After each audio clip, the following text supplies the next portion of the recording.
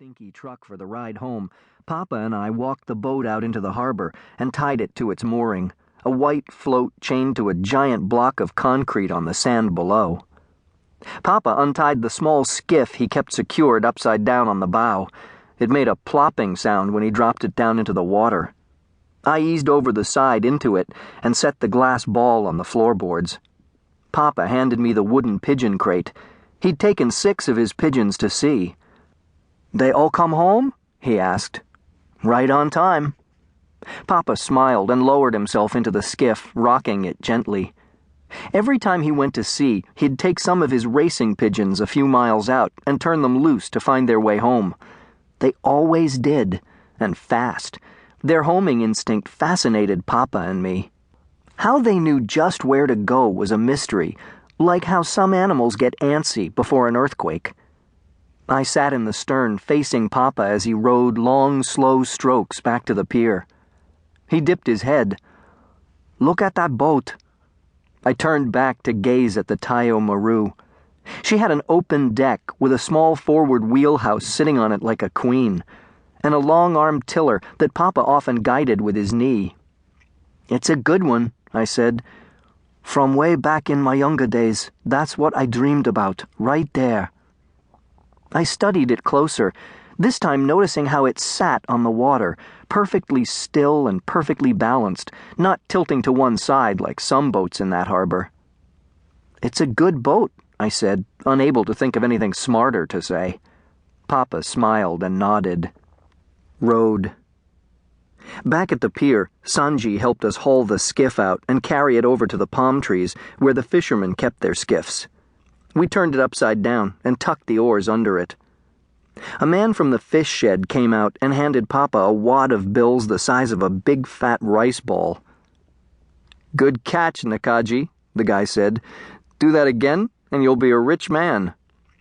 "Already am," Papa said, putting his hand on my shoulder. The guy winked at me and left.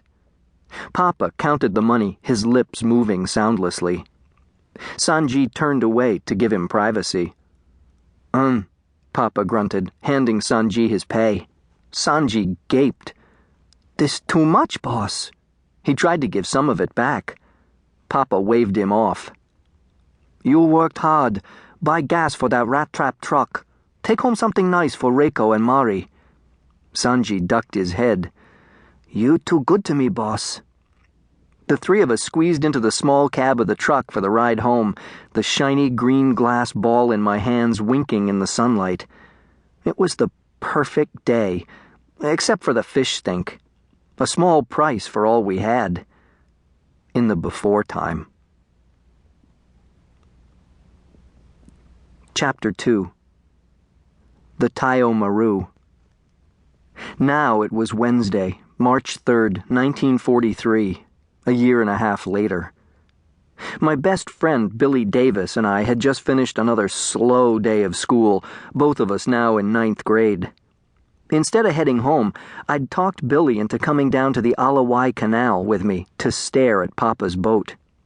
We hopped on a city bus to Kapiolani and Kamoku Street, then headed through a quiet neighborhood to the bushes and trees that hid the canal from view. From the trees, we crossed a wide field of dirt, the afternoon sky blue and silky.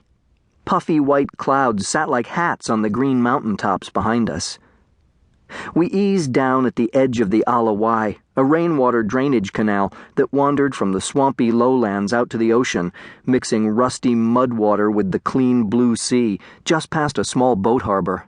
To the right of that harbor, a man-made channel cut into the reef that edged the shore and ran parallel to the beach over to Kiwalo Basin, where the Tayo Maru had harbored before the war.